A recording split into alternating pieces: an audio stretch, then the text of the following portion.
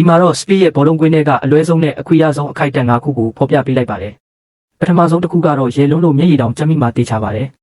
နံပါတ်5 offside ကိုအကြီးချုပ်အောင်ပွဲခံပြီးဒိုင်လူကြီးကိုလိုက်ရိုက်တာ speed တယောက်ကိုသွင်းပြီးတာနဲ့အကြီးချုပ်ပြီးအယူမှုအောင်ပွဲခံလိုက်ပြီမဲ့တကယ်တမ်းကျတော့ offside ဖြစ်နေခဲ့ပါတယ်အဲ့ဒါကိုမကျေနပ်လို့ဒိုင်လူကြီးကိုပါလိုက်ပြီး all-hit ဆိုဘလို့ဒီရိုက်တဲ့အကွက်ကတော့နံပါတ်5နေရာမှာရှိနေပါတယ်နံပါတ်4နဲ့3ဂိုးပေါက်အလုပ်ကြီးကိုလွဲချော်ခဲ့ပြီး Hazard ရဲ့တုံ့ပြန်မှု speed တယောက်ဂိုးသမားတောင်မရှိတဲ့ဂိုးပေါက်အလုပ်ကြီးတဲ့ကိုကန်သွင်းဖို့လွဲချော်ခဲ့တဲ့အလွဲနှစ်ခုပါဒါကိုဘေးကနေကြည့်နေတဲ့ Hazard ရဲ့အကျော်ဆွဲမတက်အန်အောမင်တက်သွားတဲ့မျက်နှာပေးနဲ့တုံ့ပြန်ပုံကတော့တကယ်ကိုအသက်ပါပဲနံပါတ်2 Ronaldo Jr. ရဲ့ဖန်ခွက် nutmeg အကျွေးခံရတာစီရိုနယ်တိုရဲ့တားဖြစ်သူ Ronaldo Jr. က speed ရဲ့6ကြားထဲကနေဘောလုံးကိုဖျက်ကျော် nutmeg ပြီးအပိုင်လက်အပြောင်းလုပ်သွားတဲ့အခိုက်အတန့်ကတော့ဒုတိယနေရာမှာရှိနေပါတယ်နံပါတ်1ဘောလုံးကိုပါစက်နဲ့ထိန်းဖို့လုပ်ရင်မျက်ခင်းကြီးကိုကိုက်မိတာဒါကတော့အခွင့်ဆုံးနံပါတ်1ပါ speed တယောက်ကျလာတဲ့ဘောလုံးကိုပါစက်နဲ့ဖန်ထိန်းဖို့ကြိုးစားလိုက်တာ